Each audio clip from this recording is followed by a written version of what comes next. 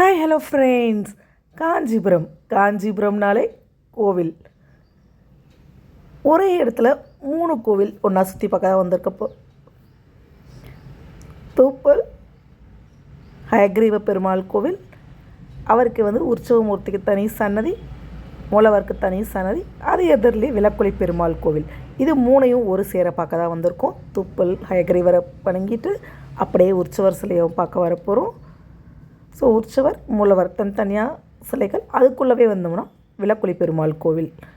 இது 3ஐயும் ஒரு சுற்றி வணங்கிட்டு போகிறதுக்காக தான் இன்றைக்கி வந்திருக்கோம். வாங்க எங்களோட நீங்களும் அப்படியே வணங்கிக்கிட்டு.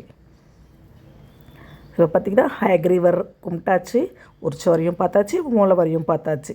அப்படியே ஒரு யூடர்ன் போட்டு வந்தோன்னா விளக்குழி பெருமாள் கோவிலுக்குள்ளே வந்தாச்சு.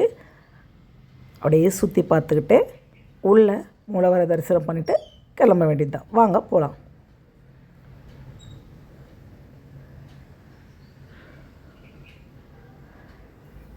கோவில் நகரம் காஞ்சிபுரத்தில் என்றைக்கும் எந்தோ ஒரு கோவிலில் ஏதோ ஒரு விசேஷம் இருந்துக்கிட்டே தான் இருக்கும். இங்கே இருந்தாலும் பாதி விசேஷங்கள் எங்களுக்கே தெரியறதில்ல. அந்தளவுக்கு கோவில்களும் அதிகம், விசேஷங்களும் அதிகம். ஸோ வரும்போது அதை பார்த்து வணங்கிட்டு போயிட்டே இருக்க வேண்டியது தான்.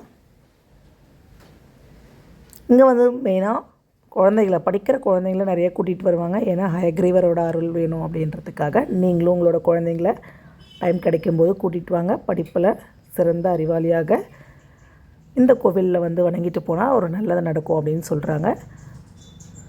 இதுதாங்க விளக்குழி பெருமாள் கோவில். பார்த்திங்கன்னா எவ்வளோ ஸ்பேஷியஸாக இருக்குது. கோவிலுமே பார்க்க ரொம்ப அம்சமாக அமைதியாக இருக்கும்.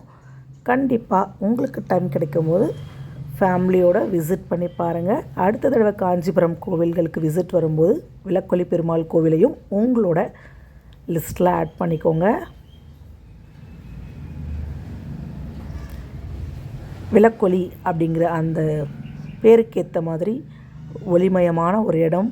ரொம்ப மனசுக்கு நிறைவாக அமைதியாக சாமியை வணங்கிட்டு நம்ம வரலாம். அதே மாதிரி கோவில் விட்டு வெளியே பிரகாரத்தை சுற்றும் போதும் சரி, இயற்கை கொஞ்சம் அளவுக்கு அமைதியான அழகான ஒரு சூழல். கொடி ஸ்தம்பம், இதையும் நம்ம வணங்கிட்டு அப்படியே கோவிலை பிரகாரத்தை ஒரு சுற்றி வரலாம். பார்த்திங்கன்னா தெரியும், 2 பக்கமும் மரங்கள், செடி, கொடி எவ்வளோ அமைதியாக அழகாக. இரவுலேயே இவ்வளோ அழகாக இருக்குன்னா இன்னும் பகலில் பார்த்திங்கன்னா இன்னும் ரொம்ப நல்லாயிருக்கும்.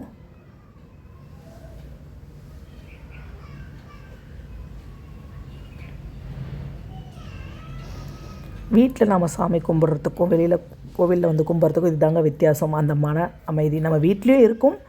ஆனாலும் அந்த கோவிலுடைய வாசம், அந்த மனசு நிறைவுலாம் நமக்கு வீட்டில் அந்தளவுக்கு கிடைக்குமான்னு தெரியல. ஸோ கண்டிப்பாக முடிஞ்சப்போ எல்லோரும் கோவிலுக்கு போய் சாமியை வணங்கிட்டு வாங்க. அது நமக்கும் நம்ம மனசுக்கும் ரொம்பவே நல்லது. இந்த வீடியோ உங்களுக்கு பிடிச்சிருந்தால் மறக்காமல் நம்மளோட சேனலுக்கு லைக், ஷேர் அண்ட் சப்ஸ்கிரைப். அடுத்த வீடியோவில் மறுபடியும் பார்க்கலாம். அது வரைக்கும் பாய் பாய் மை டியர் ஃப்ரெண்ட்ஸ். அவ்வளோதான், சுற்றி பார்த்தாச்சு. இப்போ வீட்டுக்கு கிளம்ப வேண்டிய டைம் வந்தாச்சு. பாய்.